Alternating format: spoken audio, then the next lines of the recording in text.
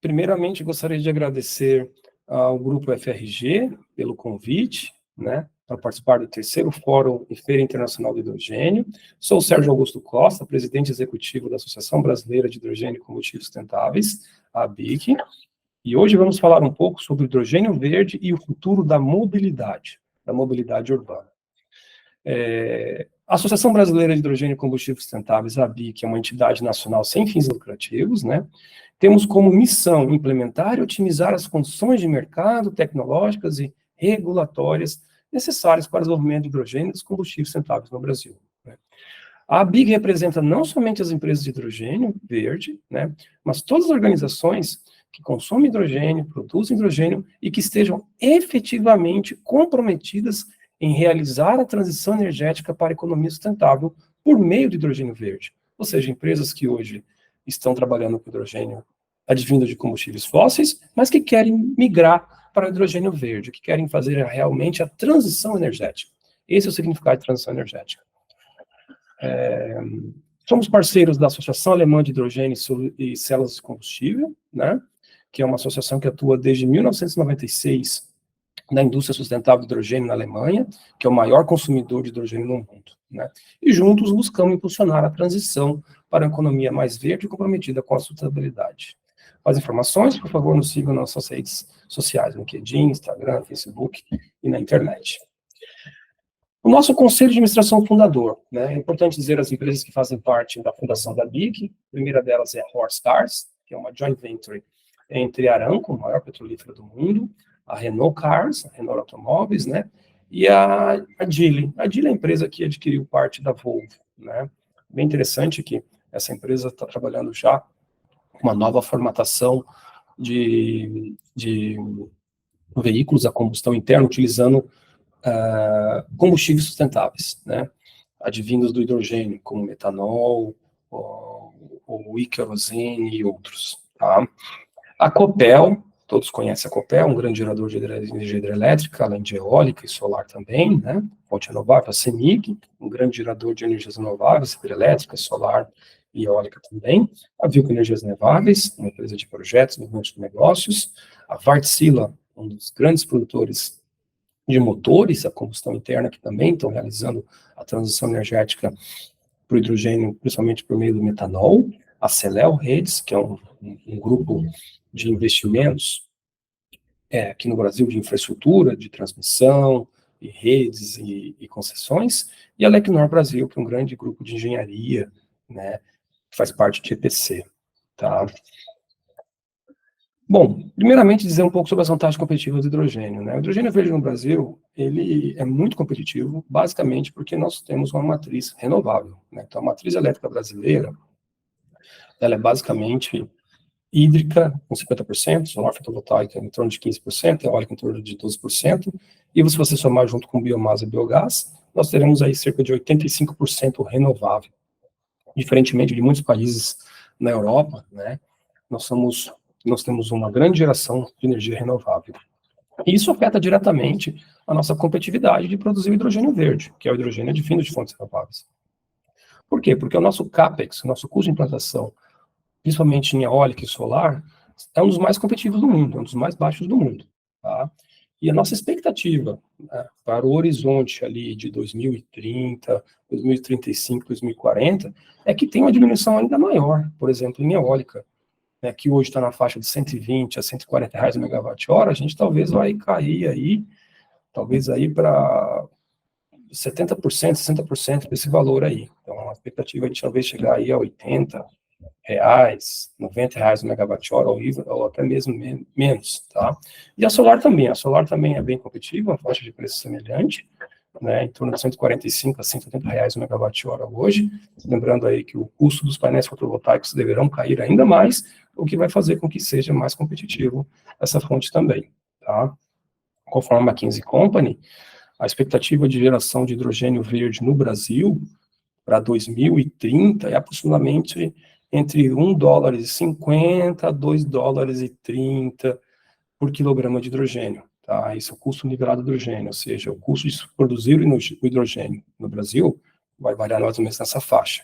Por que é importante a gente colocar sempre esse valor comparativo entre $1,50 e $2,50 por quilograma de hidrogênio? Porque hoje o hidrogênio cinza, que é aquele produzido a partir do gás natural, né, ele, hoje no Brasil, ele tem uma faixa ali de preço de produção em torno de $1 a $1,50 o quilograma de hidrogênio, tá, desse hidrogênio produzido. E como ele não deve apresentar reduções significativas para o futuro, porque é uma tecnologia que já está consolidada, vamos dizer assim, esse seria o benchmark, o valor comparativo, né? Para vocês terem uma noção, hoje, o hidrogênio verde no Brasil, estimado, ele está aproximadamente entre $5 e $6 o quilograma de hidrogênio. Então, veja que tem muita coisa a ser avançada ainda para diminuir esses custos aí, né? Diminuir esse custo de produção de hidrogênio, mas é uma expectativa real, principalmente por causa da nossa competitividade das fontes renováveis. Além das nossas vantagens, como o grid, né? A gente tem aí o Sistema Interligado Nacional, que é uma vantagem única se comparada com outros países, né? A gente pode produzir, por exemplo, hidrelétrica, eólica, solar numa região e utilizar a rede, injetando na rede e consumir isso para produção de hidrogênio em outras regiões, tá? Mas vamos falar um pouco mais agora sobre a transformação da indústria automotiva, né? O principal drive motivador pela procura de novas tecnologias para descarbonizar a indústria automotiva é a questão das alterações climáticas e a busca pela sustentabilidade. Isso aí é evidente, né?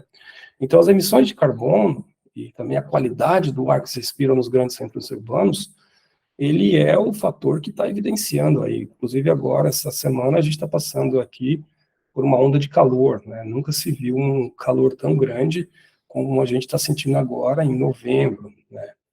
É de se assustar, né? Mas essas variações extremas climáticas ficarão cada vez mais frequentes, né? Então, um dos fatores a serem focados para tentar contrapor essas variações, essas mudanças climáticas, é essa questão de descarbonizar a indústria automotiva, né? Quais são as duas tecnologias que têm se despontado como sendo as possibilidades reais? O primeiro deles é o veículo elétrico a bateria, puramente a bateria, né? E o veículo elétrico com células a combustível, que também é um veículo elétrico. E a gente vai explicar um pouquinho mais sobre isso, porque o célula a combustível, ele obtém energia justamente do hidrogênio, o nosso foco da nossa apresentação aqui. Então, passando mais um pouco aqui.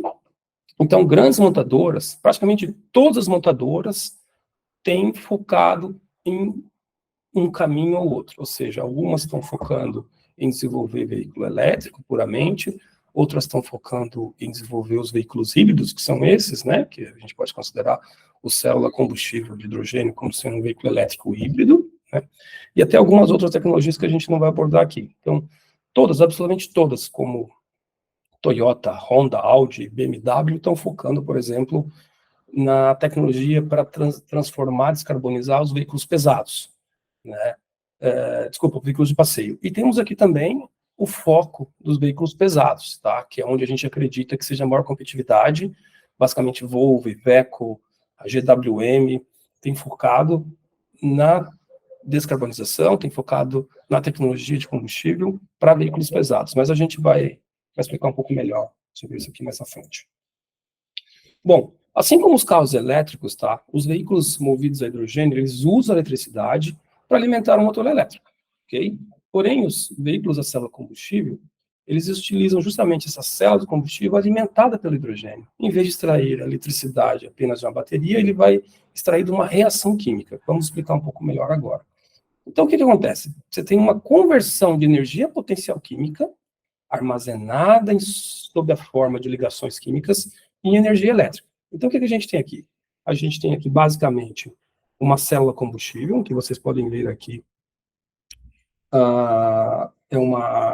a tecnologia mais utilizada atualmente, tá? Que é a membrana de troca de prótons, que é a tecnologia PIM, né? Proton Exchange Membrane, tá?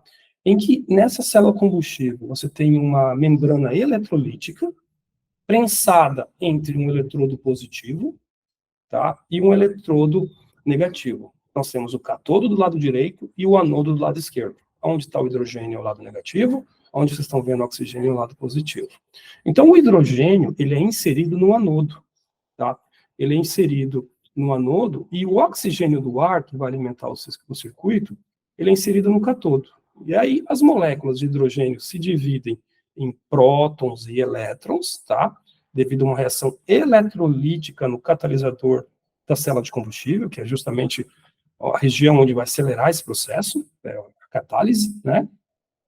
E os prótons, então, viajam, os prótons de hidrogênio viajam, eles passam, né, do lado negativo, através da membrana, até o cátodo do lado positivo. Vocês estão vendo aquelas bolinhas ali em H. Essa aqui é a membrana sendo transpassada pelos prótons de hidrogênio. E o que a gente observa ali em cima? A gente observa também que os elétrons resultantes dessa reação, eles atravessam através de um circuito externo, fechando uma corrente elétrica. E assim, realizando o trabalho. Ou seja, aqui está o fornecimento, através da passagem do elétron advindo dessa reação, através de um circuito externo, você fornece energia a uma bateria, por exemplo, né? E aí depois você tem a recombinação desses mesmos elétrons que circularam com o hidrogênio e com o oxigênio admitido pelo lado do cátodo, né? Onde os prótons passaram, e aí você vai ter a combinação, né, desses prótons, dos elétrons e do oxigênio, produzindo basicamente vapor de água a uma certa temperatura. Muito interessante, né? Então o rejeito principal aqui, ao invés de ter monóxido de carbono, dióxido de carbono, que são agentes poluentes, né, advindos, por exemplo, de uma combustão interna, quando comparado com o veículo a combustão interna, você tem aqui água como rejeito, né? Bom, passando mais à frente aqui você tem aqui a visão tecnológica, né? Aquela visão mais científica, que é a visão tecnológica, para você entender como é que funciona. Então, você tem a admissão do oxigênio. Aqui está a fuel cell stack, ou seja, a célula combustível, né, onde você tem a admissão do oxigênio pelo lado do cátodo, você tem daí o hidrogênio vindo pelo lado do anodo, vindo de um tanque de alta pressão, portanto dizer que essa pressão é bem elevada. Esse é um dos limitantes tecnológicos a serem desenvolvidos ao hidrogênio, vamos ver mais à frente. Então você vê o hidrogênio vindo aqui e gerando aqui, através dessa reação eletrolítica, a corrente elétrica necessária para você armazenar na bateria. A partir da bateria, a eletricidade é utilizada através de uma transmissão elétrica, né? E aí, daqui para frente, é muito semelhante ao veículo elétrico, tá?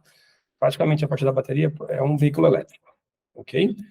Bom, aqui tem a visão tridimensional, para vocês entenderem. Como eu disse, aqui você tem aqui, após o tanque de armazenamento de hidrogênio, nós temos anterior ele, você tem a célula combustível, em azul, a fuel cell stack.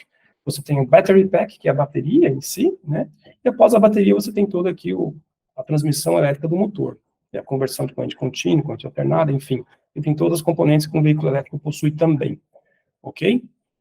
Então, os principais resultados, o principal fator aqui que realmente chama atenção, e é um dos desafios mais significativos da indústria automotiva, que é a redução nociva para combater as alterações climáticas, né, a redução nociva da emissão dos gases, né, é essa transferência, essa mudança. Em vez de você ter CO2 ou CO, você tem aqui basicamente ou outros gases, como enxofre, quando for diesel, ou outro tipo de elemento, você tem aqui simplesmente como subproduto da reação do vapor da água. Isso muda tudo, né?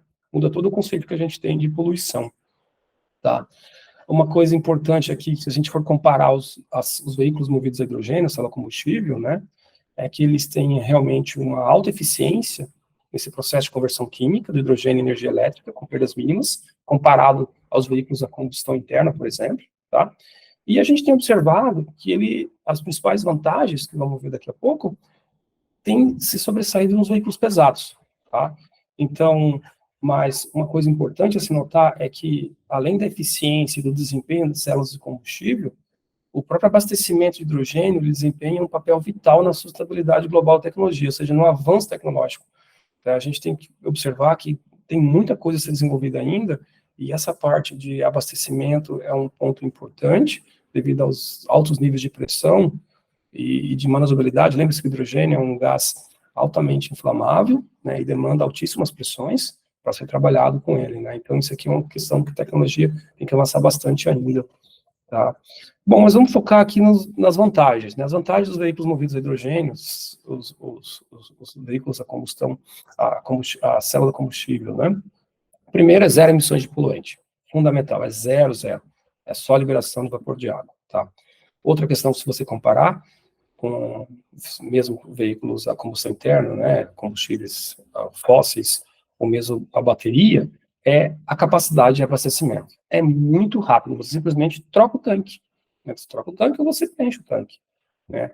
É muito rápido mesmo, leva alguns minutos, da ordem aí, talvez aí de talvez 15 minutos, 20 minutos, dessa ordem, talvez até menos, tá? A autonomia da condução, tá? Então você tem mais autonomia, você consegue percorrer mais quilômetro comparado, por exemplo, a veículos elétricos, que hoje é limitado pelas baterias, né? Então, nós estamos falando da ordem, talvez, aí de 50, 100, 150 quilômetros de diferença de autonomia em algumas tecnologias, tá? E a versatilidade para fornecimento de hidrogênio. Hidrogênio renovável, né? O hidrogênio verde, ele pode ser produzido pelas fontes renováveis, como solar, eólica e hidrelétrica. Fundamental isso aí também, como meta de descarbonização de toda a indústria do processo, né? E essa questão da eficiência que a gente vai ver agora, principalmente para veículos pesados, né? Como trens, metrôs, caminhões e ônibus. Comparativamente, se você utilizar, por exemplo, bateria elétrica, puramente bateria elétrica em trem, ou em metrô, caminhão, ou mesmo ônibus, a gente observa que tem algumas vantagens fundamentais aí, os veículos híbridos célula combustível, tá? Alguns desafios dos veículos a célula combustíveis. Basicamente, o custo inicial é elevado ainda hoje, né? Então nós temos que avançar na tecnologia para diminuir o custo de implantação, o custo de operação e todo o custo da indústria nisso aqui, né? A outra questão, nós temos que desenvolver uma tecnologia para ter uma infraestrutura adequada para o abastecimento dos automóveis, do hidrogênio, tá? E o alto consumo de energia para a produção de hidrogênio. Então, o processo de eletrólise é um processo que consome muita energia elétrica. E isso também é um desafio para a indústria, tá? A questão do armazenamento e transporte de hidrogênio, devido à sua menor densidade energética, como a gente falou, é um gás que necessita ter muita pressão para você fazer o armazenamento, ou mesmo o transporte, se você quiser ali fazer, vai ter que colocar em temperaturas criogênicas, então é um desafio bem grande nessa área, né?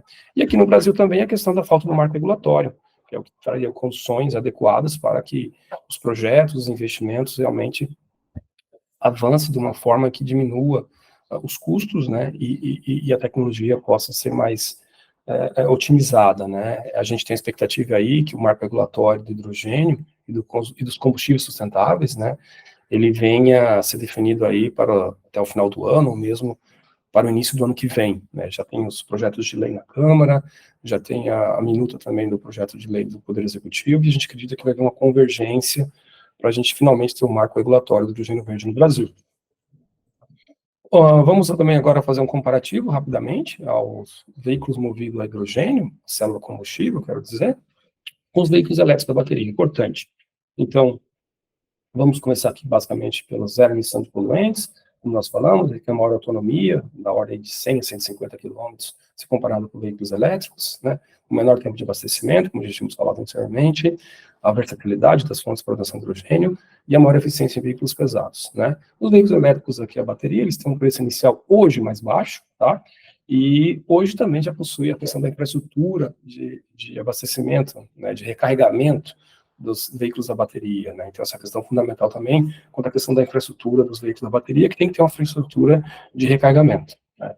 E isso hoje já possui, né? Pelo menos nos grandes mercados como o europeu e norte-americano. No Brasil ainda é pouco, é claro, mas a gente está falando aqui de uma tecnologia como um geral. Tá. E a facilidade para a obtenção da eletricidade, que é abastecer o automóvel. Isso também é muito mais fácil, né? Você plugar na rede elétrica, né, seja com um recarregador ou não, você encontra eletricidade mais fácil, né, para carregar. Esse aqui é um gráfico bem interessante que a gente quer mostrar aqui, né? Esse gráfico aqui, ele demonstra, tá, conforme os dados da empresa Ballard, tá, eles demonstram justamente o custo total de propriedade, ou seja, o custo total, considerando o CAPEX, o OPEX, custo de implantar, o custo de operar, né, comparativamente entre os veículos a célula combustível, os veículos puramente a bateria, que é o BEV, tá? O FCEV são Electrical Vehicle Self-Fuel, né? São veículos elétricos a célula combustível, e o diesel. Então, se vocês observarem esse gráfico comparativo aqui, é um gráfico para um caminhão, tá? De 40 toneladas, com capacidade de transporte de 40 toneladas, tá? Com uma autonomia de 800 quilômetros, tá? Com um tempo de vida útil de 10 anos, rodando em torno de 150 mil quilômetros por ano, utilizando hidrogênio renovável, hidrogênio verde, no mercado europeu. Tá? Então, a Ballard é uma das maiores empresas produtoras de célula combustível e nos passou essa informação aqui bem interessante. Vejam vocês. Então, se você comparar aqui o custo total de se implementar e de se operar com base em dólares por quilômetro, e você observar aqui, você vai ver que lá por 2025 já vai ter um equilíbrio, um ponto de equilíbrio entre os veículos a célula combustível e os veículos e os caminhões elétricos, os veículos elétricos, os caminhões a bateria puramente. Então, veja, é logo ali. Nós estamos falando aí menos de 2 anos já, né? Um ano, em torno de 1 ano e meio no máximo, 2025. E se vocês observarem um pouco mais à frente, quando chegar em 2028, os veículos a célula combustível, eles vão ser, comparando os preços de implantação e operação, eles vão ser o quê? Equiparados aos veículos diesel. É logo ali, gente. Nós estamos falando aí 2028. 2028 está menos de 5 anos, 4 anos, né? A partir de janeiro aí. Então, isso aqui é um dado bem interessante que mostra que é uma realidade já, principalmente para aplicações de veículos pesados, caminhões, ônibus e trens. Por quê? Porque você tem todo um trajeto que você domina, você conhece, você tem como controlar o abastecimento, você sabe as distâncias, né? Se você vai fazer um transporte de carga de 1.000 quilômetros, você sabe exatamente qual que é esse trajeto a ser percorrido. Então, você consegue fazer toda essa quantificação e você consegue aí fazer todo o planejamento de você operar esse sistema por meio de hidrogênio. Então, já é uma realidade. Bem interessante isso aqui, né? 2028. Lembrando, já se equipara, e a partir de 2030, a expectativa é que fique até mais barato que o veículo diesel, o motor é diesel. Tá? Isso para veículo pesado, né? Bom, outra questão fundamental é que a gente está vendo agora é que, como a gente disse, todas as grandes montadoras estão nessa corrida, buscando tecnologias para descarbonizar, para migrar dos veículos a combustão interna, né, os motores a combustão interna, para uma solução mais sustentável, né. E a gente tem visto que a tecnologia de células de combustível hidrogênio é uma solução versátil, né, que tem tudo para se tornar essencial para a utilização, né, dos automóveis, principalmente dos veículos pesados. Veículos comerciais, tem algumas empresas apostando, como, por exemplo, a Toyota, né, em que a gente tem aí, recente aqui no Brasil, a gente conhece e tá na notícia agora, né, que basicamente obtém o hidrogênio do etanol, e a partir daí você tem toda a transformação em corrente elétrica, como a gente mostrou anteriormente, e vira um carro elétrico, né. E temos aí grandes empresas também apostando na questão do caminhão, né. A Mercedes, por exemplo, recentemente lançou uma tecnologia e acabou de consolidar 1.000 quilômetros de autonomia esse caminhão. Claro que ele tem um tanque de armazenamento próprio, né, mas 1.000 quilômetros não é pouca coisa, muito grande autonomia. E trens agora, o próximo passo que a gente acredita também, na questão da mobilidade, é a transformação dos grandes motores diesel, né, para veículos a célula combustível. É muito difícil você conseguir dar a mesma quantidade de energia no trem utilizando bateria, né, até pela questão da quantidade de potência e energia que você necessita, tá, os trens elétricos, e a questão da dimensão, a quantidade de espaço que você necessita para você utilizar a bateria. Imagina o tamanho da bateria para você alimentar um trem aí. Então, agora, a Siemens Mobility acabou de concluir também um projeto na Alemanha, em que eles estão colocando em operação lá na Baviera, lá por Munique, né, um trem que vai se deslocar em torno aí de 1.000 a 1.200 quilômetros, tá, entre Augsburg, Augsburg e Pissenburg. Yeah. Bom, pessoal, era basicamente isso que eu tinha que apresentar para vocês, tá? Espero que tenham gostado. O tempo é curto, mas a gente fica à disposição aí para eventuais dúvidas e mais informações. Obrigado.